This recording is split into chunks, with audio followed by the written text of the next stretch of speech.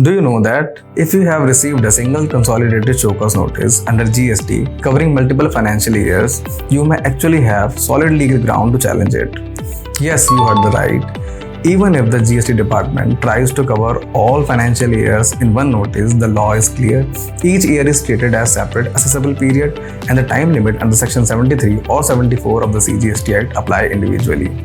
Hello everyone, I'm Gaurav Sharma from DPNC Global LLP and welcome back to the channel where we simplify GST law and compliance for the businesses. Before we jump into the case law, let's quickly understand these sections. Section 73 of CGST Act applies when the tax has not been paid, short paid, or input tax credit has been wrongly availed or utilized without fraud or willful statement or suppression of fact.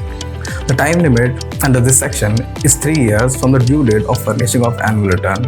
Section 74 applies when there is non-payment or short payment or wrong ITC claim due to the fraud, willful statement, or suppression of fact.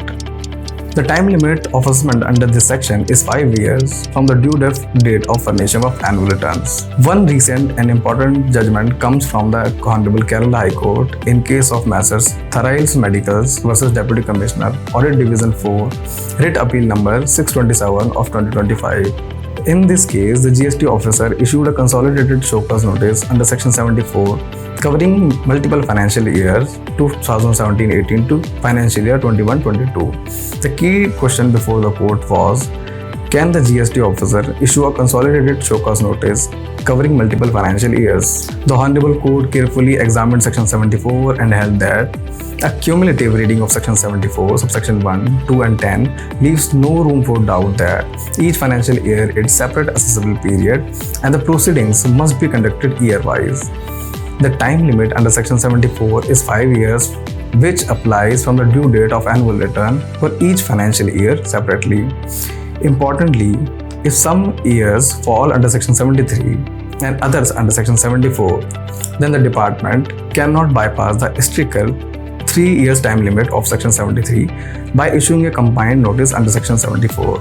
As a result, the Honorable Court has set aside the consolidated show cause notice and directed the department to issue separate notices for each financial years. This judgment shows that procedural irregularities in the show cause notice can be strong defense for the taxpayer.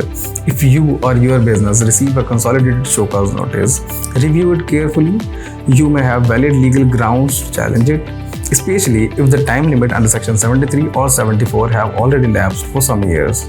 So the next time you or someone you know gets a consolidated show cause notice under GST, remember that each financial year is assessed separately, the clock runs independently for each financial year, and the GST department can't use one notice to bypass the laws. Hopefully you found this video insightful. If you did, don't forget to like, share and subscribe to our channel for more updates on GST law and compliances.